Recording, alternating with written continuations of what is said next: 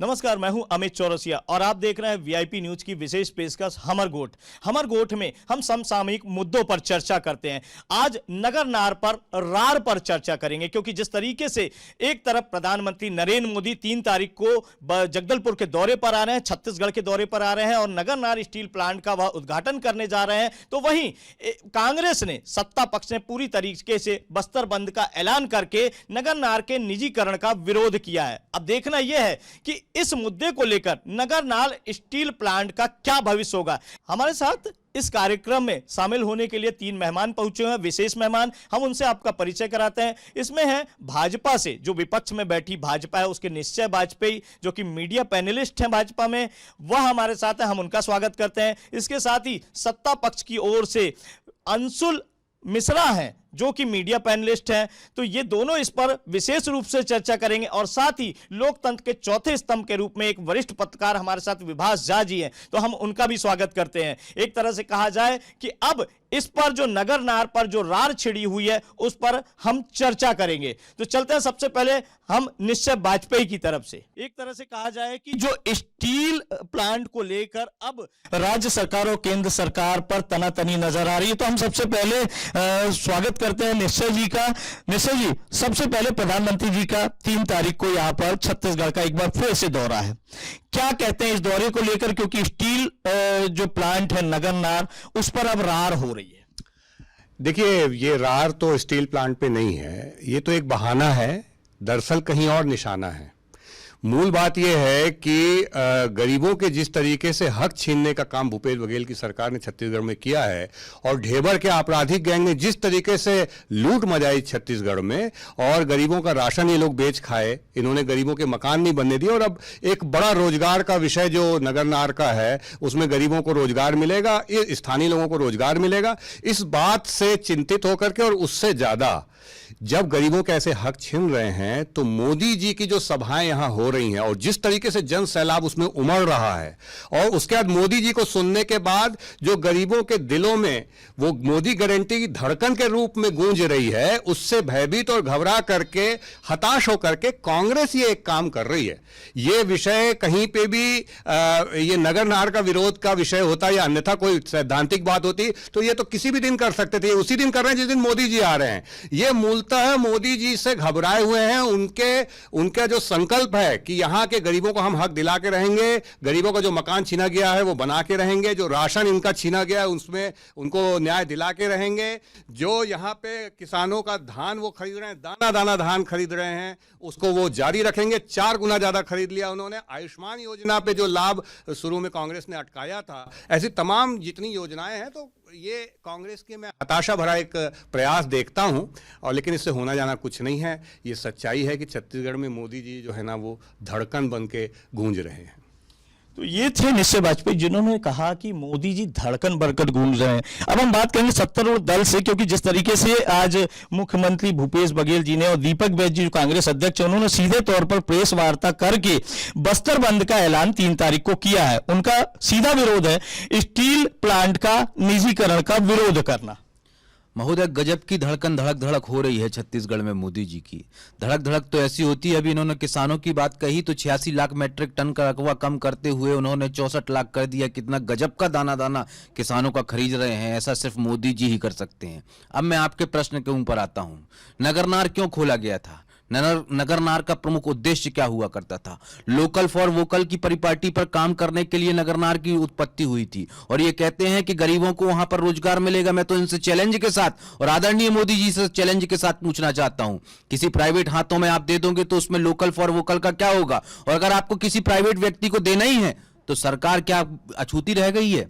हम सरकार चलाने के लिए तैयार हैं। हम यह कहते हैं कि अगर छत्तीसगढ़ नगर नार प्लांट अगर देश नहीं चला सकता, आपने भेल बेच दी, आपने सेल बेच दी, आपने LIC का बंटाधार कर दिया, जो नगर नार जैसा उपक्रम जिसकी GDP में एक प्रमुख हिस्सा है उसको भी आप प्राइवेट हाथों में दे रहे हैं, तो छत्तीसगढ़ की अस्मिता बचाने के लिए, छत्तीसगढ़ की गरीबी को बचाने के लिए, छत्तीसगढ़ के गरीबों को मुख्य धारा में जोड़ने के लिए, क्योंकि उस पर पहला अधिकार उन बस्तरवासियों का है जिन्होंने अपने हाथों से सींचा है उस नगर नार के लिए। अगर उसकी लड़ाई हम लड़ रहे हैं तो हम यह समझते हैं कि छत्तीसगढ़ की अस्मिता की लड़ाई लड़ रहे हैं। ये दिखावेबाज की राजनीति हम लोग नहीं कर रहे हैं। जिस तरीके से बस्तर बंद का ऐलान किया गया है, सिर्फ स्टील नगरनार स्टील प्लांट की बात कही जा रही है, लेकिन क्या इसे मोदी का विरोध माने? ये मोदी का किसी भी प्रकार का विरोध नहीं है, लेकिन हां उतना ही सच्चाई इसमें यह है कि मोदी जी की नीतियों का पूरा विरोध हम कर रहे हैं। जिस दिन सभा है, अगर देखिए मैं आपसे ये कहना चाह रहा हूं कि अगर ये इनका अन्यथा विरोध होता तो पहले भी हो सकता था, बाद में भी हो सकता था। मोदी जी का विरोद नहीं है, जो हताशा है कांग्रेस की, जितना जो मोदी जी का जन सैलाब उमड़ रहा है और जिस तरीके से एक एक बात को उनको सुनने के बाद हमारे भाई लेके जा रहे हैं अपने गांव में वापस, उसके प्रभाव से डर के घबरा के कांग्रेस ये हरकत कर रही है। और मैं एक चीज आपसे कहना चाहता हूं कि कांग्रेस की सरकार जो छत्तीसगढ़ में रही है, इसने सारी सड़कों को गड्ढों में तब्दील कर दिया। जो कोरोना काल में राशन आया उसको ये बाजार में बेच खाए घोटाला कर दिया। इन्होंने दारू दुकान में, सरकारी दुकान में प्राइवेट ढेबर के आपराधिक गैंग के माध्यम से छत्तीसगढ़ के हजारों करोड़ रुपए लूटने का काम किया 5 साल से। और ये वहां पे भी यही चाहते हैं कि ढेबर के आपराधिक गैंग को मिल जाए लूटने के लिए, लेकिन गरीबों का हक कोई लूट नहीं पाएगा। और मोदी जी जो है ना, ये सबको सबक भी सिखाएंगे और गरीब का मकान बनेगा, किसान को दाम मिलेगा। अच्छा हाँ, मैं किसान के दाम पे एक बात कह रहा था। ये जब मोदी जी के प्रधानमंत्री बने उस समय, उसके ठीक 1 साल पहले 1310 रुपए के हिसाब से 1 एकड़ में 19,500 रुपए किसानों को मिलता था छत्तीसगढ़ के। 1 एकड़ में 19,500 रुपए, आज 44,000 रुपए एकड़ मिलता है। ये गणित है। ये समर्थन मूल्य का बढ़ा हुआ 2.5 गुना से ज्यादा। ऐसा टोटल अगर आप जोड़ेंगे तो 52-53 रुपए होता है जो 19,500 देते थे। सुन तो लीजिए, मैं जवाब बिल्कुल दीजिएगा। और मैं मैं ये सोच रहा था सुन तो लीजिए, लेकिन मैं इसमें एक बात को कंप्लीट कर लूं। मेरा यह कहना था कि धान में इतना दाम बढ़ा के मोदी सरकार ने दिया, वहीं भूपेश बघेल जी की सरकार ने क्या किया है, जिस साल इनको सरकार बनानी थी 750 रुपए कुंटल का बोनस देने का वादा किया। अगले साल मोदी जी ने जैसे ही समर्थन मूल्य बढ़ाया, इन्होंने उसको घटा करके 667 रुपए कर दिया। अगले साल फिर मोदी जी ने समर्थन मूल्य धान का बढ़ा दिया, उसको फिर अगले साल जो है भूपेश बघेल जी ने कम करके 600 रुपए कर दिया। और इस साल तो अति कर दी है। इनका कहना है कि हम 20 कुंटल धान खरीदेंगे, जो कि मोदी केंद्र सरकार खरीदेगी, लेकिन हम बोनस 9,000 रुपए एकड़ देंगे। इसका आशय है कि ये 450 रुपए कर दिए। जब इनको सरकार में 750 किए और इस साल घटाते घटाते 450 किया, तो जहां एक तरफ मोदी सरकार है जो बढ़ा के गंभीर आरोप लगाए निश्चय जी ने, जिस तरीके से राज्य सरकार पर, न केवल ढेबर के मामले में, तो ऐसे कई गंभीर आरोप लगाए। अगर धान की बात की है कि केंद्र सरकार का जो एमएसपी का मूल्य है उसको दाने दाने के खरीदने की बात कर रही है केंद्र सरकार।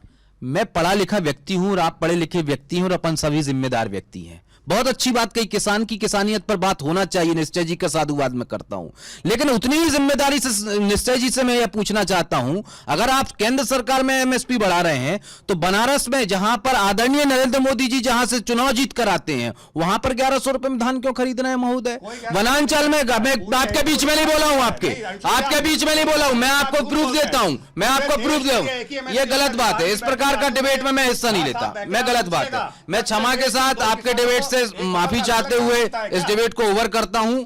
मैं इस प्रकार की डिबेट में हिस्सा नहीं। ऐसा कतई नहीं है। आप अपनी बात रखिए, आप अपनी बात नहीं, बात रखने का आप समय देंगे, मौका देंगे। मैं किसी के बीच में नहीं बोल रहा हूं, तभी मैं बात रखूंगा, अन्यथा की स्थिति में मैं किसी की बात नहीं रख पाऊंगा सर। मैं बिल्कुल नहीं, ये इनके पास साहस होना चाहिए। इनके जीवन निकल गया, बाल पक गए, लेकिन इनके पास साहस नहीं आया। बड़ी विडंबना के साथ कहना पड़ रहा है, हम जैसे युवाओं से इतना कतरा रहे हैं महोदय। और दूसरी बात इनको मैं बता देना चाहता हूं साहब, हम लोग कांग्रेसी हैं, डरने वाले लोग नहीं हैं। जो लोगों ने देश की आजादी के लिए अपना अंगूठा ना कटवाया हो, आरएसएस की पतली पतली 4 पुस्तक पढ़ ली हो और वो राजनीति करने आ गए हो, हमसे पूछिए हमारे पास कितने स्वतंत्रता सेनानी हैं, हमसे पूछिए हमने आजादी के लिए हमने क्या कर दिया है। और हमसे पूछिए एमएसपी की जो बात करते हैं, तो इस भारत छत्तीसगढ़ में अगर धान का कटोरा कहा जाता है तो उत्तर प्रदेश को भी धान का मिनी कटोरा कहा जाता है महोदय। 1149 रुपए में बिक रही है, जिम्मेदारी पूर्वक कह रहा हूं। बिहार में 1630 रुपए में बिक रही हूं, जिम्मेदारी पूर्वक कह रहा हूं। और बाजू में नवीन पटनायक जी के क्षेत्र में 1800 से 7 रुपए कम में बिक रही है, जिम्मेदारी के पूर्वक कह रहा हूं। एमएसपी तो पूरे देश में लागू होती है। स्वामीनाथन जी जो अभी 2 दिन पहले दिवंगत हो गए, उन्होंने, हमारे आदरणीय मोदी जी ने तो कहा था ना कि हम स्वामीनाथन रिपोर्ट लाएंगे। कहां ले आए मोदी जी, थोड़ा सा बता दीजिए। मोदी जी ने तो कहा था कि सन 2021 तक, ये तो याद होगा आपको साहब, आप भी किसान हो, उन्होंने यही कहा था सन 2021 2021 तक भाई एवं बहनों मैं किसानों की आय दुगनी कर दूंगा। सर लागत मूल्य 2.5 गुनी बढ़ चुकी है। किसान की किसानियत की बात आप ना करें तो महोदय बहुत बहुत बेहतर होगा। अब मैं नगरनार के स्टील के प्लांट पर आ जाता हूं। भारतीय उपक्रम जो भारत के रत्न माने जाते थे उनमें से नगरनार स्टील प्लांट हुआ करता था।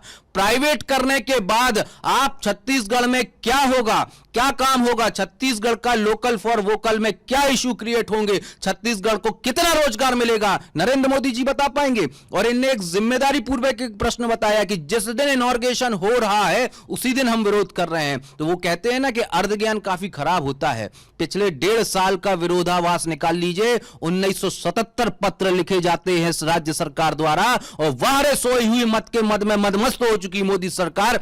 एक भी पत्र का जवाब आज दिनांक में नहीं दिया जाता। और पत्राचार तो ठीक ठीक है। आदरणीय भूपेश बघेल जी दिल्ली दरबार में बैठकर नगरनार को लेकर 1.5-2 घंटे मीटिंग करते हैं और नरेंद्र मोदी जी वहां तो हां हां कह देते हैं और जब इंप्लीमेंटेशन की बारी आती है तो अपने 4 मित्रों को दे देते हैं। तो ये विरोध आज दिनांक में नहीं हो रहा। जब आप पिछले 5 सालों से सोए हुए थे ना उस दिन से हम विरोध कर रहे थे। इसलिए कहते हैं कि 5 साल पहले अगर जाग जाते तो इस प्रकार का प्रश्न खड़ा नहीं करते महोदय। मिश्रा जी, जैसे कि उन्होंने सीधे तौर पर नगरनार स्टील को लेकर कई सवाल खड़े किए हैं, क्या कहते हैं? देखिए सीधी बात तो ये है कि नगरनार इनको बता दे रहा हूं, आपके बीच में नहीं बोलूंगा। आपने बीच में बोला था, मैं आपके बीच में नहीं बोलूंगा। मैं जिम्मेदार आदमी हूं और जिम्मेदार पार्टी का प्रवक्ता हूं। सुनने का साहस है मुझे। देखिए किसी भी प्रवक्ता को अपने समय में झूठ बोलने का, आंकड़ों से खेलने का ऐसा अधिकार नहीं होता है। पहली चीज, आप अगर ये बोलना चाह रहे हैं कि देश में 2 एमएसपी है, एक फसल को लेकर के देश के कोने में 2 एमएसपी है, तो मैं कांग्रेस के समस्त पूरे छत्तीसगढ़ कांग्रेस के वरिष्ठ नेताओं से चुनौती देकर के पूछना चाहता हूं कि आप अपने प्रवक्ताओं को क्या बताते हैं। आप अगर ये बोल रहे हैं कि एमएसपी जो है, धान की एमएसपी छत्तीसगढ़ के किसान को अलग मिलती है, उड़ीसा के किसान को अलग मिलती है, उत्तर प्रदेश के किसान के लिए अलग दाम है, आप क्या सिखा के भेज रहे हैं, ये आपके चिंतन का विषय। दूसरी बात, नगरनार का जहां तक विषय है, नगरनार में जो अभी शुरू हो रहा है, जिसका कि माननीय प्रधानमंत्री जी उद्घाटन कर रहे हैं, उसमें ये बता रहे हैं कि नवरत्न कंपनी और ये और वो। देखिए मैं एक ही चीज कहना चाहता हूं, नगरनार का विषय ही नहीं है। नगरनार तो लोगों के रोजगार के लिए बना है और उनको रोजगार मिलने से कोई रोक नहीं पाएगा। छत्तीसगढ़ के लोगों को वहां पे रोजगार पाने से रोक नहीं पाएगा। मैं पूरी जिम्मेदारी से बोलता हूं, ढेबर का पूरा आपराधिक गैंग जितनी भी ताकत लगा ले वो रोक नहीं सकता है। वो विरोध कर रहे हैं मोदी जी का, क्योंकि मोदी जी जो है गारंटी ले ली, गरीबों का हक वो छत्तीसगढ़ में उनको दिला के रहेंगे। जिनके ये जिस तरीके की लूट मार हमारे छत्तीसगढ़ में हो रही, बेटियां जो है बस्ते ले जाकर के मुख्यमंत्री जी के निवास के सामने रख रही हैं। हमारे यहाँ टीचर नहीं है, बस्ते भी आप ही रख लो। हमारे यहाँ यह स्थिति है कि जब लोगों के पास काम नहीं था, उस समय जो अनाज भेजा गया उसको ये बेच खाए, गरीबों के अनाज को ये घोटाला करके बेच खाए बाजार में। जब इन्होंने 12 लाख से अधिक लोगों के आवास, स्वीकृत आवास वापस कर दिए, तो मोदी जी ने गारंटी ली है और मोदी जी अपनी गारंटी को पूरा करेंगे। एक चीज बोल लीजिए, आप बोल लीजिए। वाजपेयी जी, आपके किसी रिश्तेदार को या मेरे किसी रिश्तेदार को नगरनार में छत्तीसगढ़ वासी होने के नाते अब वहां पर नौकरी करना है, तो आदरणीय मोदी जी की आप नीति बताइए कि आप का रिश्तेदार वहां पर कैसे नौकरी कर सकता है। ये बड़े बड़े सगुफे मत बताइए ना। आप तो तर्कात्मक व्यक्ति हैं, आप तो बड़े वरिष्ठ व्यक्ति हैं। आप सीधा सीधा, मैं चैलेंज, खुला चैलेंज कर रहा हूं, कैसे नौकरी मिलेगी आप बता दीजिए। और छत्तीसगढ़ शासन को देंगे तो कैसे नौकरी मिलेगी वो मैं बता दूंगा। चलिए बताइए आप। हाँ। कैसे आपके? हाँ, छत्तीसगढ़ में मैं बता देता हूं, अगर छत्तीसगढ़ शासन में जैसे पीएससी में युवाओं का ये पद बेच खाए हैं, ये ऐसे ही ढेबर की आपराधिक गैंग पूरा कब्जा करना चाहती है। लेकिन अभी योग्य लोगों को प्रक्रिया के तहत ही मिलेगी और स्थानीय लोगों को वरीयता मिलेगी, ये मोदी की गारंटी है। और मैं हमारे साथ बड़े वरिष्ठ पत्रकार बैठे हैं, मैं उनसे चाहूंगा कि इस पे वो कमेंट दें कि क्या 3 अलग राज्यों में, 3 या 4 अलग राज्यों में एक फसल की एमएसपी अलग अलग होती है क्या? 100%। बिल्कुल, जिस तरीके से यहाँ पर पक्ष और विपक्ष की आपने बुनी बात सुनी, और जिस तरीके से अब हम बात करते हैं निष्पक्ष की, क्योंकि लोकतंत्र का चौथा स्तंभ एक वरिष्ठ पत्रकार हमारे साथ है, विभास झा जी, हम उन्हीं से बात करते हैं। क्या कहते हैं, क्योंकि आपने सत्ता पक्ष और विपक्ष दोनों की बात मैं किसी इस तरह से अपनी बात को नहीं रखना चाहूँगा। जैसे हमारे मित्रों का तो दायित्व बनता है कि वो अपनी बात रखें, कि वो एक पार्टी फोरम में संबंधित है। इसलिए मैं ये कहना चाहूँगा कि जैसे नगरनार में जहाँ स्थानीय लोगों को रोज़गार देने की बात हो रही है, बहुत गंभीर बात है कि स्थानीय लोगों को रोज़गार मिलना चाहिए, लेकिन चूँकि वो एक तकनीकी संयंत्र है, अगर वहाँ किसी को रोज़गार दिया जाएगा तो वो उस प्लांट को चलाने के लिए उतना कौशल उसके पास होना चाहिए। तो मैं ये कहूँगा कि अगर कहीं आप स्टील प्लांट एक ओपन कर रहे हैं, तो पहले वहाँ उसी संस्था को, जो संचालन करने वाली संस्था है, उसको वहाँ ITI या पॉलिटेक्निक में वो ट्रेड विकसित कराइए, जैसा कि BSP के समय में रायपुर के इंजीनियरिंग कॉलेज में हुआ था कि यहाँ पर इलेक्ट्रिकल, मेटलर्जी और मैकेनिकल के ब्रांच खोले गए और जितने बच्चे यहाँ पर पढ़ के निकलते थे उन सबको BSP में एब्जॉर्ब किया जाता था। ये एक तरीका होता है कि इंडस्ट्री बेस्ड एजुकेशन। यदि नगरनार के आसपास ऐसे पॉलिटेक्निक या ITI या आजीविका महाविद्यालय शुरू किए जाते हैं या अगर किए जा रहे हैं, उनके प्लान में हो, तो वो जो बच्चे निकलेंगे अगले 3 साल में वो सब नगरनार में एब्जॉर्ब होने चाहिए। तब आप स्थानीय लोगों को रोजगार दे पाएंगे, क्योंकि वो तकनीकी कार्य है। वहाँ अचानक हम कहेंगे कि आज रोजगार मिल जाए तो वो ठीक नहीं होगा, वो पूरा 100% टेक्निकल जॉब है वो। तो मैं चाहता हूँ कि ये उसमें एक कंपल्शन हो कि जो भी संस्था, चाहे NMDC ही क्यों ना हो या कोई और उसमें इकाई क्यों ना हो, या वो PPP पार्टनरशिप क्यों ना हो, या कोई पब्लिक सेक्टर अंडरटेकिंग या प्राइवेट का ज्वाइंट वेंचर क्यों ना हो, उसमें ऐसा एक कंडीशन होना चाहिए कि जितने स्थानीय लोग हैं उनको 3 साल में तकनीकी कौशल दिया जाएगा और फिर उन सबको एक वहाँ जॉब की सिक्योरिटी मिलेगी। और इतना ही नहीं, मैं तो ये भी कहूँगा कि जिन आदिवासियों की ज़मीन पर वो नगरनार का संयंत्र तैयार हुआ है, अगर उनकी ज़मीन दी गई है तो उनको कुछ % में, चाहे वो बहस का विषय या विमर्श का विषय हो सकता है, लेकिन उनका एक शेयर होल्डर के तौर पे भी नाम होना चाहिए। तब वो अपनी ज़मीन देकर के प्लांट से ऐसे जुड़ेंगे कि पीढ़ियाँ भी वहाँ से एक निश्चित आमदनी प्राप्त करेंगी। अगर ये एक एंगल है काम करने का, हम कहते हैं कि वेलफेयर स्टेट है भारत, लोक कल्याणकारी राज्य है, तो अगर कोई ज़मीन बेच करके वहाँ संयंत्र लगाने को देता है, उसके बाद वहाँ कोई नौकर हो जाए, कर्मचारी हो जाए, ये तो बहुत अच्छी बात नहीं हुई। मैं चाहूँगा कि वो कल्याणकारी राज्य की अवधारणा को ध्यान में रखते हुए हम स्थायी बंदोबस्त करें, रोजगार की भी और मालिकाना हक की भी। बिल्कुल, आपने निश्चित तौर पर आपने एक तो भूमि अधिग्रहण के मामले में जो शेयर होल्डर की बात की है, निश्चित तौर पे वो एक अच्छी बात है। अगर बात करें अब जिस तरीके से राज्य और केंद्र सरकार के बीच बस्तर बंद का ऐलान, नगरनार का जो उद्घाटन है, उसको लेकर जो राजनीति हो रही है वो कितनी उचित है? देखिए, कई बार जब हमारे एक चर्चा में ऐसा विषय आता है ना कि कोई राजनीति व्यक्ति है तो वो तो राजनीति करेंगे ही, जो राजनीतिक दल है उनका काम ही राजनीति करना है। और कई बार इसीलिए एक ही बात को 4 राजनीतिक दल अलग अलग ढंग से पेश करते हैं। ये जनता का विवेक है कि वो उसमें से सत्य को कैसे पहचाने। मैं समझता हूँ कि हमारी जनता चूँकि मीडिया पर बहुत भरोसा करती है और दुर्भाग्य से मीडिया भी कई बार सत्य को उस तरह से पेश नहीं कर पाता, वो एक ऐसा सत्य पेश करता है जिससे उस वक्त के लिए तो एक रोमांच पैदा हो जाता है, लेकिन वो पूरी सच्चाई नहीं होती। तो मैं चाहता हूँ कि हमारे देश की जनता, आजकल गूगल का भी ज़माना है और तमाम देखिए संसद के सारी समितियों की रिपोर्ट भी नेट पर अवेलेबल है, हम चाहे उसको देखें, समझें और फिर जनता को ये बात बताएं कि ये जो भी प्लांट बन रहा है, देखिए औद्योगिक विकास को हम रोक नहीं सकते, चाहे हम कितनी ही बात कर लें। हम नहीं करेंगे, कोई और करेगा, कोई और सरकार नहीं आएगी, कोई और करेगा, लेकिन हम इस विकास को आज चाहे रोक दें। विरोध बंद करने का जो तरीका है या विरोध है वो एक राजनीतिक मामला है कि वो किसी बात को लेकर के अपना विरोध जताना चाह रहे हैं, लेकिन यह संयंत्र फिर भी चलेगा, यहाँ लोगों को काम मिलेगा, कम हो ज़्यादा हो एक अलग बात है, वो डिबेट का विषय है, लेकिन हम इसे रोक नहीं सकते। आज नगरनार में प्लांट बनेगा, देखिए ये बस्तर के लिए भी ऐसा है ना कि वहाँ एक बड़ा प्लांट लगेगा, जो कच्चा माल वहाँ उपलब्ध हो रहा है, आज हम किसी और प्लांट को दे दें, उससे ज़्यादा अच्छी कि वो वहीं काम हो, उस रॉ मटेरियल का वहीं इस्तेमाल हो, उसका वैल्यू एडिशन वहीं हो। तो भले हम इस पर पॉलिसी में विरोध कर सकते हैं कि हाँ रोजगार 100% लोकल होना चाहिए, लेकिन इसके लिए कोई लॉन्ग टर्म पॉलिसी बनानी पड़ेगी। बिल्कुल, जिस तरीके से यहाँ पर निष्पक्ष तौर पर उन्होंने कहा कि यहाँ पर एक निश्चित तौर पे एक पॉलिसी बनानी पड़ेगी। हम एक बार फिर से सत्तारूढ़ दल के जो मीडिया पैनलिस्ट हैं मिश्रा जी के पास चलते हैं। मिश्रा जी, सबसे पहले जानना चाहेंगे, क्योंकि बात बस्तर के विकास से जुड़ी हुई है, तो आप इसको बस्तर बंद कर रहे हैं, कैसे इसको लेते हैं? सर्वप्रथम तो जैसे झा साहब ने एक बहुत उम्दा बात कही कि आजकल टेक्निक जमाना हो चुका है, गूगल का जमाना हो चुका है, तो मैं बैठे बैठे गूगल पे ही सर्च कर रहा था और मैं तो अपने बीजेपी के साथी प्रवक्ता से यह कहना चाहता हूं कि थोड़ा सा गूगल सर्च करके मुझे अभी तुरंत बताइए लाइव डिबेट में कि बनारस में कितने रुपए में एमएसपी में खरीदी जा रही है धान, खरीदी का पैसा किसानों की जेब में कितना जा रहा है, थोड़ा सा गूगल करके बताइए। अगर आप ना कर पाए तो मैं खोल कर रखा हूं, मैं आपको बताऊंगा। अब दूसरी बात, आपने नगरनार की बात करी, तो किसी भी संविधान के अनुसार किसी भी नीति का अगर वैधानिक विरोध करते हैं तो इसका मतलब यह होता है कि हम उस व्यक्ति विशेष या जगह विशेष से प्रेम करते हैं। प्रेम कैसे करते हैं? अगर हम बस्तर बंद एक बार कर रहे हैं तो बस्तर का जन आक्रोश जो है, जनमानस जो है, जो क्रांतिकारी जनार्दन व्यक्ति जो है, वहां हमारे समर्थन में खड़ा हुआ है। उनका दर्द हम यहां समझ रहे हैं कि आखिर हमारे घर में हमारे ही से हमारी ही चीज को उत्पादन करके आप बनवाएंगे, दूसरे लोग आएंगे यहां पर काम करके और अपना पैसा, मोटा पैसा गिन के ले जाएंगे। हमें क्या प्राप्त होगा साहब? उन बस्तरवासी सीधे व्यक्तियों को क्या प्राप्त होगा जो बड़ी उम्मीदों के साथ ये देखा करते थे कि अब नगरनार में हमारा बच्चा नौकरी करेगा, अब नगरनार में हमारा बच्चा काम करेगा, अब नगरनार में हमारा परिवार का नियोजन होगा। इसलिए तो उन्होंने अपनी जमीन दी थी। लेकिन इन्होंने पिछले 15 वर्षों में आदिवासियों की जो जमीन खाई है उसको हमने तो लौटाया है, लेकिन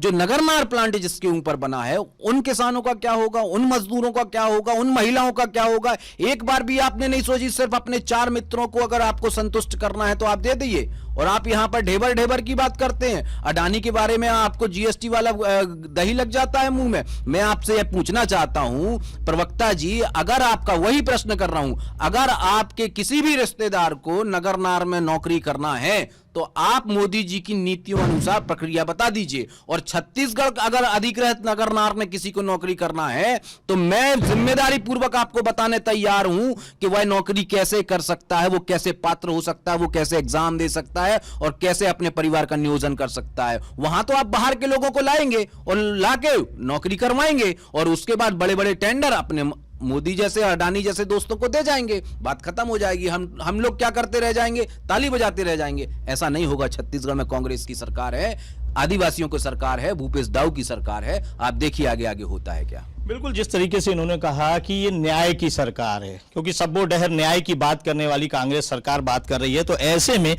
इसे, क्योंकि नवंबर में चुनाव होने हैं, ऐसे में प्रधानमंत्री के दौरे भी लगातार चल रहा है, क्या इसे वोट बैंक की राजनीति से जोड़ा जा सकता है? देखिए चौरसिया जी, मैं आपसे एक बात बताता हूं कि इतनी हताशा में है कांग्रेस कि उसके मंच से लोग बोलते हैं कि अगर यहाँ पर भाजपा का कोई कार्यकर्ता वोट मांगने आए तो उसको काट दो, है ना। और जिस दिन माननीय प्रधानमंत्री जी की सभा हो रही है उस दिन विरोध कर दो। ये जिस रास्ते पे कांग्रेस पहुंच चुकी है, ये अपने आप में 2703 पत्राचार कर चुके हैं, इनको पता ही नहीं है। चलिए बोल ले, फिर मैं बोलता हूँ। पहले बोल ले, फिर भाजपा के नेताओं को काट दो। आपके भी तो 9 सांसद है, वहां पर गृह मंत्रालय में जाकर रखिए ना बात। इतने दिन से तो एक बार भी नहीं रखी आपने। चलिए मैं फिर से वही बात कर रहे हैं। आप ये बताइए, आपके रिश्तेदार को नौकरी करना है नगरनार में, तो मोदी की नीतियों द्वारा कैसे नौकरी करेगा? रिश्तेदार तो जो पीएससी के अध्यक्ष हैं उन्हीं के रिश्तेदारों को नौकरी मिलेगी, ढेबर की आपराधिक गैंग और भूपेश बघेल की सरकार में। भैया हमारी तो योग्यता जिसमें रहेगी, स्थानीय ऐसे सभी लोगों को स्थानीयता को वरीयता देते हुए नौकरी मिलेगी। लेकिन मैं ये बोलना चाह रहा था, मैं फिर से वही चालू करूंगा। कांग्रेस के विधायक के प्रायोजित मंच में एक व्यक्ति ये खुलेआम बोलता है और वो ये बोल पाता है, उसको संरक्षण मिलता है, कोई कार्रवाई नहीं होती कि अगर भाजपा का कोई भी कार्यकर्ता यहां आएगा उसको काट देना। और मैं ये बोलना चाहता हूं पूरी गंभीरता के साथ कि उसके जवाब के रूप में भारतीय जनता पार्टी के सारे कार्यकर्ता वहां जा रहे हैं। मोदी जी, हमारे जो शीर्षस्थ नेता हैं, कार्यकर्ता हैं, वो आ रहे हैं। तो ये जो है उस दिन बस्तर बंद कर रहे हैं उन लोग जिन्होंने भारतीय जनता पार्टी के कार्यकर्ताओं को घर में घुस के मारा है, क्योंकि ये इनका एक ही ध्येय है कि ढेबर के आपराधिक गैंग को खुला छोड़ दें हजारों करोड़ लूटने के लिए। और आप ये बात मान के चलिए कि गरीबों का काम तो यहां होगा, मोदी गारंटी बोलेगी। तो ये थी बात सत्ता पक्ष और विपक्ष की। हालांकि आरोप और प्रत्यारोप के दौर चलते रहेंगे, लेकिन नगरनार का विरोध जिस तरीके से किया जा रहा है, चाहे वो राज्य सरकार, क्योंकि कहीं ना कहीं इससे बस्तर का विकास हो रहा है, बस्तर के आदिवासियों का विकास होगा, उनके बच्चों को नौकरी मिलेगी और नगरनार स्टील प्लांट कहीं ना कहीं छत्तीसगढ़ को एक नया आयाम देगा। तो ऐसे में इसका विरोध कितना उचित या अनुचित है, यह मतदाताओं को सोचना है, जनता को सोचना है। आने वाला है चुनाव, अब सरकार किसकी बनेगी यह समय बताएगा। लेकिन हमर गोठ में हम आपके सामने इसी तरह नए मुद्दों को लेकर हाजिर होते रहेंगे। एक बार पुनः इजाजत दीजिए, नमस्कार।